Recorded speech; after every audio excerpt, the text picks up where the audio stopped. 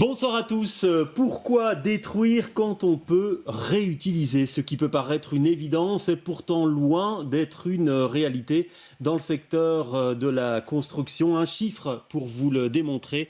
Actuellement, 1% seulement des éléments de construction sont remis en circulation intacte suite à leur premier usage. Alors, comment l'expliquer? Pourquoi ce gaspillage de ressources? Et que mettre en œuvre pour améliorer la situation?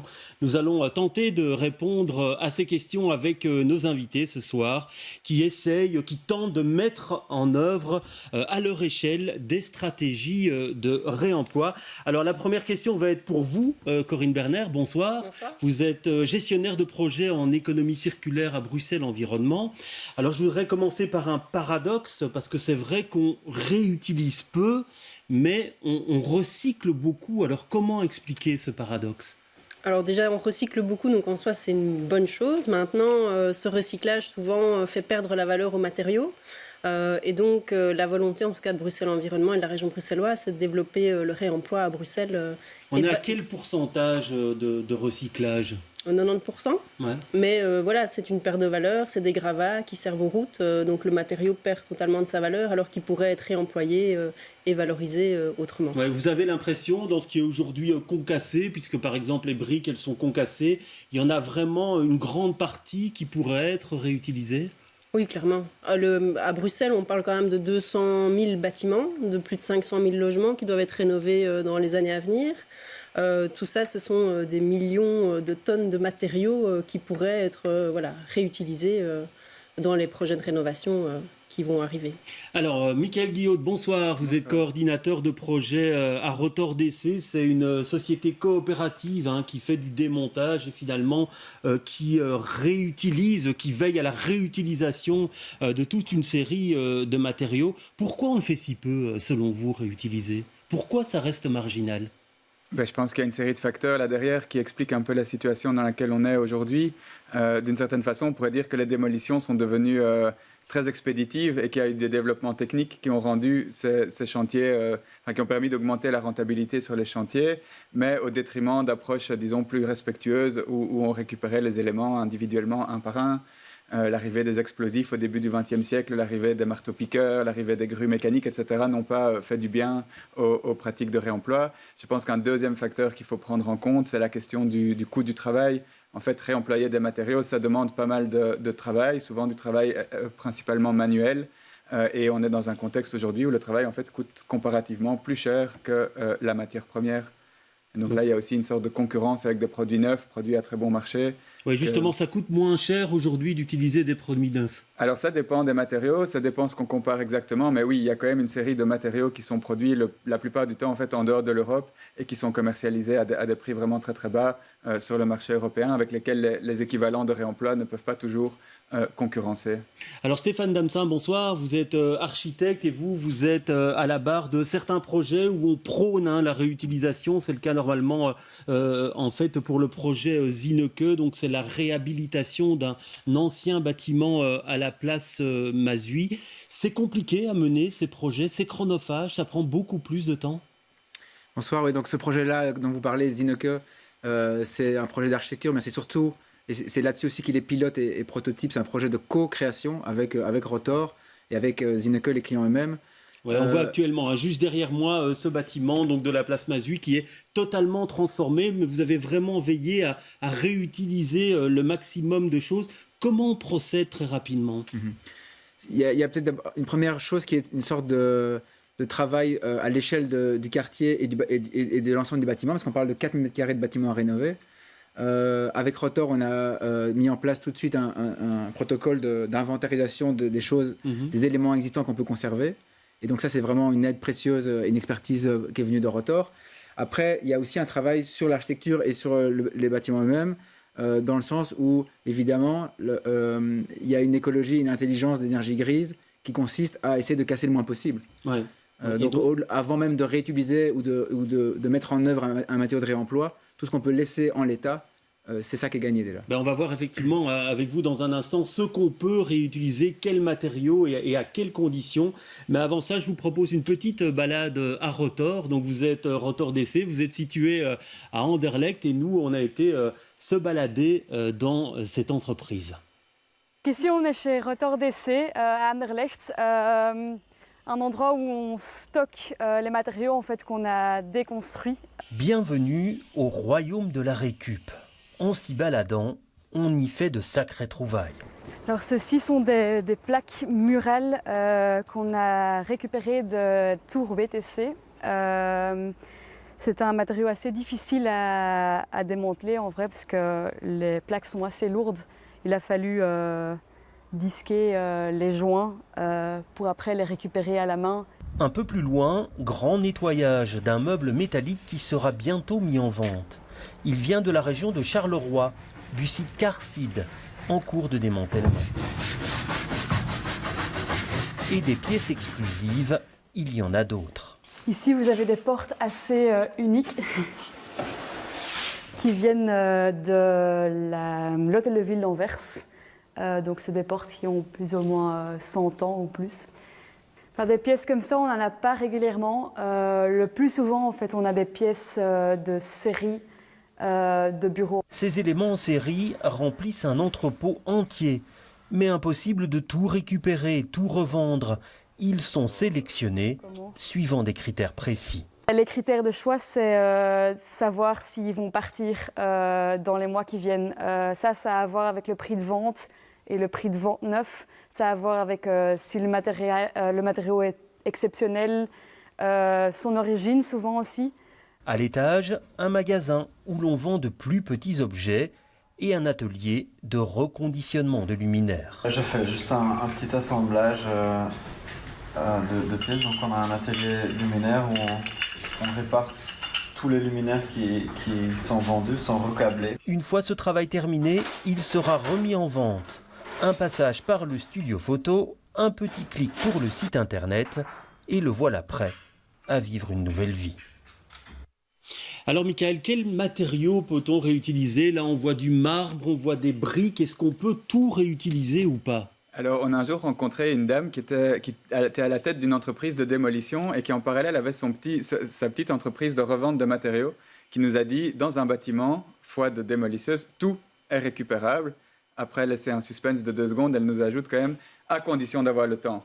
Et en fait, ça synthétise assez bien la situation. Aujourd'hui, il y a quand même énormément de matériaux qui sont potentiellement réutilisables. Ceux qui le sont effectivement dépendent des critères que Victoria a énoncés, des questions oui, mais en même temps, par rapport à ce marbre qu'il faut aller déceler, et puis on a vu aussi du carrelage, on ne l'a pas montré, mais qui était entouré de béton, il faut débarrasser ce béton, tout ça, effectivement, ça demande la mise en œuvre de techniques parfois assez compliquées. Absolument, absolument. Et effectivement, nous, on est pas mal à la recherche de ces nouvelles techniques et du développement de ces nouveaux procédés pour essayer au fond de faire baisser les coûts de nettoyage et de préparation au réemploi des matériaux qu'on revend.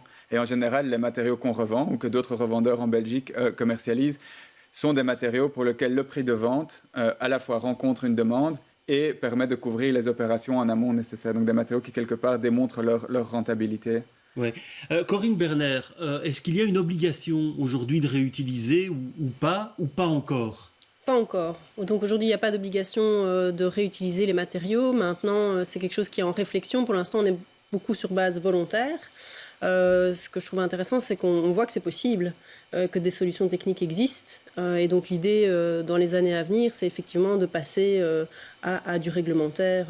Ouais, donc ça veut dire qu'il y aura une législation. Où en est-on? Elle est en cours de réalisation, c'est ça? Et qu'est-ce qu'elle imposera selon vous? Alors, on n'en est pas encore à ce stade-là. Aujourd'hui, depuis 2016, en tout cas, on travaille avec le programme régional en économie circulaire sur pas mal d'expérimentations, notamment aussi avec Rotor, où on voit que tout ce réemploi de matériaux, c'est possible. Après, on voit aussi dans les années à venir les besoins de rénovation du bâtiment pour des questions d'impact environnemental. Le réemploi de matériaux, c'est aussi de se dire que les ressources dont on dispose ne sont pas infinies. Donc on doit réfléchir à la réglementation et à comment la mettre en œuvre. Une des premières choses pourrait être de déjà inventoriser tout ce qui se situe dans un bâtiment et qui est potentiellement Oui, donc ça, c'est un réemployable. travail en amont qu'il faudrait faire avant un début de chantier de démolition. Mais vous me disiez, en préparant cette émission, que ça restera sur base volontaire jusqu'en 2030. Donc, dans le cadre des stratégies régionales, à ce stade-ci, l'idée, c'est qu'effectivement, il y a une première grosse étape réglementaire pour les pouvoirs publics à partir de 2030. Et l'idée est pour avoir plus d'obligations d'ici 2040 pour l'ensemble de la région. Et l'idée, c'est entre maintenant et 2030 de préparer ces réglementations et sans doute peut-être déjà commencer par des réglementations peut-être plus simples et plus faciles à mettre en œuvre qu'un package réglementaire qui concerne tout le monde. Donc, voilà. Alors Stéphane Damsin, on parle des éléments c'est évident qu'on peut les récupérer, on pense au marbre, aux briques, etc. Mais vous m'avez dit que, par exemple, vous avez réfléchi pour le bâtiment Zineke à récupérer des tableaux électriques ou même des systèmes de ventilation. Alors comment fait-on pour récupérer cela ? Oui, c'est une belle question. C'est aussi parce qu'on a pu faire ce projet avec Rotor qu'il y a eu toute cette expertise possible. Il y a, Mickaël a parlé, l'économie de marché qui est... comment faire du réemploi alors que non seulement les prix des matériaux neufs sont en une grande compétition par rapport au réemploi, et puis toute la question aussi des garanties. Et donc je crois qu'ici dans le projet Zineke, qui est un projet pilote à l'échelle européenne, il faut souligner aussi le travail d'un juriste qui nous a accompagnés, qui a fait un travail incroyable d'introduire... C'est-à-dire qu'il faut pouvoir garantir ce matériel d'occasion et garantir qu'il va fonctionner et qu'on pourra en assurer la maintenance. C'est ça, et donc du coup, au lieu de dépenser 80% de l'argent pour acheter le groupe et puis 20% pour l'installer, puisqu'au final c'est assez simple, là je parle du neuf, c'est assez simple, le truc il arrive de Chine ou d'ailleurs, j'arrive, je l'installe, je le certifie, c'est bon.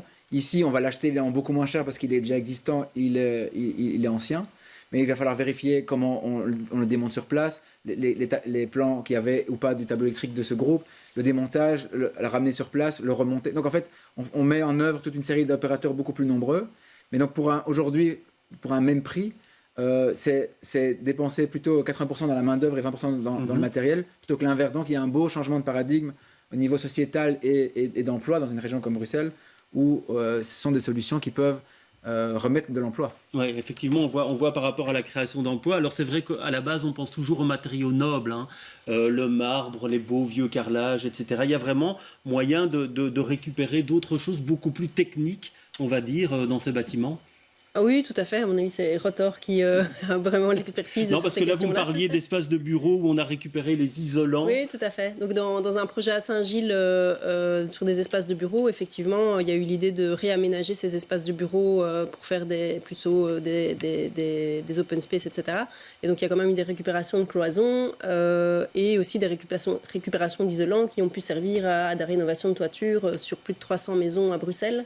Donc, c'est quand même assez conséquent. Ouais. Et comment prédire ce qui est récupérable, Mickaël Guillaud ? Parce que finalement, on le voit dans votre hangar, vous ne pouvez pas stocker pendant des années. Donc c'est toujours une espèce de défi pour vous de savoir, ça, il y aura finalement une clientèle. On parlait de cloisons de bureau, par exemple. Vous pensez que là, c'est un secteur où il y a de l'avenir ? Oui, effectivement, vous mettez le doigt sur le gros défi d'un business en seconde main, c'est qu'on a moins de contrôle sur les sources d'approvisionnement que si on travaille avec du neuf. Si je prends l'exemple d'un marchand de chaussures, si une année les chaussures à haut talon sont à la mode, on fait produire des chaussures à haut talon et c'est ce qu'on vend. Si l'année d'après c'est les chaussures plates, on adapte la production en fonction de la demande. Nous, on est tributaire de ce qu'on trouve, du rythme des démolitions, du type de bâtiments qui sont démolis et on doit vraiment apprendre à composer avec ces contingences-là.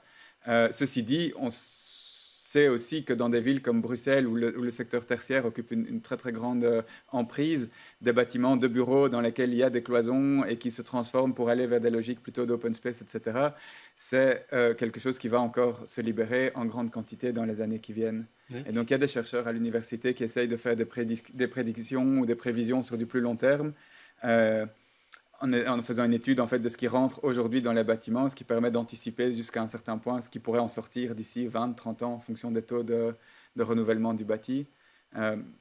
ça vaut ce que ça vaut, ce sont des prévisions. Et est-ce que c'est moins cher dans un projet d'utiliser la carte du réemploi?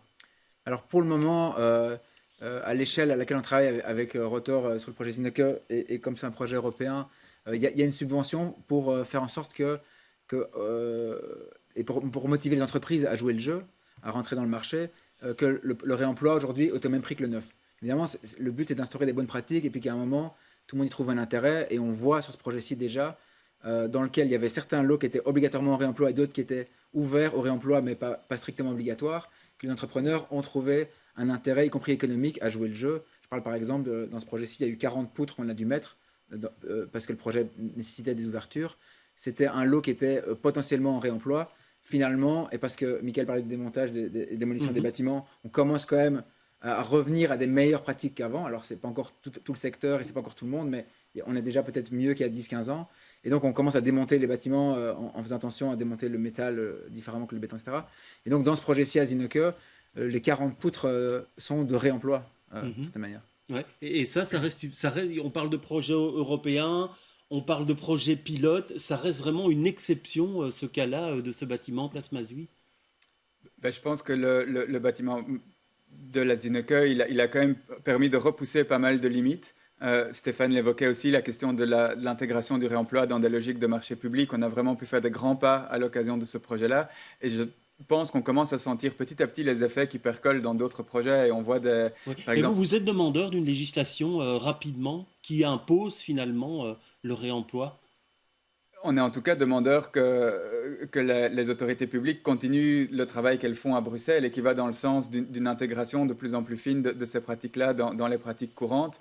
À titre tout à fait personnel, je pense que venir trop vite avec du coercitif n'est pas nécessairement la bonne solution. Si le secteur n'est pas prêt à suivre, ça risque d'être contre-productif. Mais des législations qui combinent de l'accompagnement, de l'encouragement et éventuellement quelques limites, quelques red lines à ne pas franchir, je pense que c'est un cocktail qui peut vraiment bien fonctionner. Oui, mais le secteur, est-ce qu'il est prêt, vous pensez, les gros promoteurs, les gros constructeurs, est-ce qu'ils sont prêts à faire cette démarche, vous pensez? Je pense que certains d'entre eux sont déjà en tout cas en train de réfléchir dans ce sens-là et à se dire qu'il faut changer de modèle. Je pense que pas mal d'entreprises, ou en tout cas on en rencontre de plus en plus, sont intéressées par développer ces pratiques. Maintenant, effectivement, je pense qu'on est aussi toujours à un stade d'expérimentation. Il faut aller vers des choses plus standardisées qui permettent de rassembler plus de monde pour aller dans la bonne direction. Oui, parce que les bâtiments, ils n'ont pas forcément été construits dans ce sens de la réversibilité, pour employer un autre terme. Est-ce que quand on construisait dans les années 50, 60, 70, est-ce qu'on pensait à ça? Et même maintenant, selon vous, est-ce qu'on y pense? Alors, c'est vrai que c'est une question vraiment importante. On a vu, en tout cas les dernières décennies, 50-60, je ne sais pas, je pense qu'on construisait encore de manière assez solide. Après, il y a eu une sorte d'architecture de cloison un peu où on construisait sur mesure pour une fonction qui était caduque après 5 ans et qu'on cassait dans une sorte de joyeuse frivolité parce que ce matériau, les plaques de plâtre, tout permettait ça. Je crois qu'on essaye maintenant de faire des choses qui sont plus future-proof. Avec après, évidemment, le piège de ne pas faire de chaque espace une salle polyvalente. Oui, donc c'est toujours c'est une belle question et les réponses seront multiples de comment arriver à réfléchir à la suite tout en offrant une réponse au programme demandé. Alors on va voir un autre projet maintenant, si vous le voulez bien, un autre projet pilote, c'est l'utilisation de terres de remblai, ces terres qui sont transformées en briques. Il y a un peu plus d'1 an, nous avions réalisé un reportage sur ces jeunes entrepreneurs installés sur le site de Tour et Taxi. Je vous propose de le revoir. Difficile à concevoir, mais ces briques ont été réalisées grâce à des terres récupérées dans des chantiers bruxellois. Elles sont constituées d'un mélange de terres argileuses, limoneuses et sableuses et de briques concassées, des matériaux considérés habituellement comme un déchet. À Bruxelles, par an, il y a des excavations à environ 2 millions de tonnes par an, considérées comme déchets, et ça part pour remplir des vieux carrières, parfois pour créer des montagnes, landfills en anglais. Et parfois, il y a des contrats, s'il n'y a pas d'espace dans la Flandre, par exemple, ça peut partir même en Allemagne. Dans cette filière, au contraire, ces terres sont valorisées, malaxées dans une machine.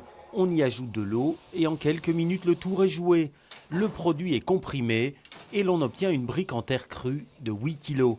Après séchage, elle peut être utilisée sous certaines conditions dans la construction de bâtiments. On peut faire des murs porteurs, mais pas plus que 2 étages. Mais par exemple aussi pour les murs intérieurs non porteuses, on a un problème. Mais mieux, les briques de terre comprimées, ils régulent le climat intérieur, ils régulent l'humidité du climat intérieur. Une fabrication écologique avec un bilan carbone neutre, mais qui reste toutefois un peu plus cher que la brique cuite traditionnelle. Les promoteurs du projet ont reçu un prix de l'économie circulaire à Bruxelles et en Flandre. C'est ça qui leur a permis de monter leur entreprise. Pour l'instant, ils veulent surtout faire connaître cette technique, car ils en sont convaincus. Son potentiel de développement est énorme. Voilà, et puis cette entreprise est aujourd'hui en pleine expansion puisqu'elle a lancé une levée de fonds récemment pour augmenter sa capacité de production. Michael, un détournement des objets pour en faire autre chose tout de même, est-ce que c'est quelque chose que vous prônez également ?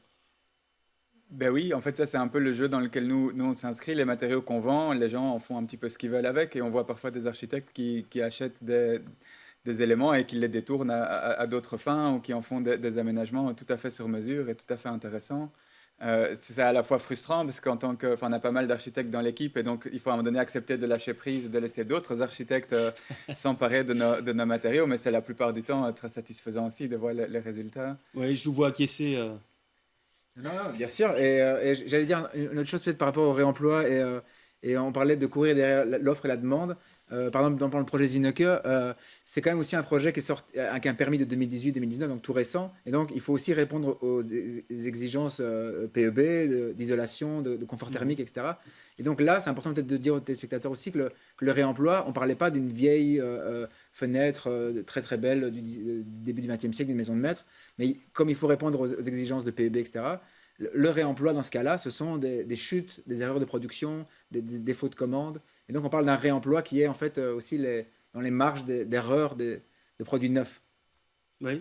Oui, pour le coup, en fait, dans les châssis, il y en a qui viennent de là, et puis il y en a qui sont aussi des châssis qui sont en fait issus de villas assez récentes et qui ont moins de 10 ans, donc qui répondaient déjà aux exigences PEB et qui sont déjà démolis aussi. Oui. Donc on voit qu'il y a une espèce d'accélération ou de frénésie aussi dans certains secteurs. Et vous avez l'impression que parfois les matériaux qu'on peut réutiliser sont de meilleure qualité que ceux qui sont vendus actuellement ? Alors c'est le cas, oui, pour certains matériaux. Par exemple, les carrelages qu'on commercialise, nous on fait pas mal de carrelage en céramique, qui était très très fréquent jusque dans les années 50 à peu près du XXe siècle. Après, c'est la production de carrelage en ciment qui a pris le dessus. Et ils sont un petit peu moins résistants, ou ils conviennent un peu moins à certains usages, alors que la céramique, c'est vraiment extrêmement résistant. Vous pouvez les mettre à l'extérieur, vous pouvez les mouiller, il n'y aura pas de problème. Et donc là, nous, à prix égal, on arrive à proposer une alternative qui en fait est plus qualitative.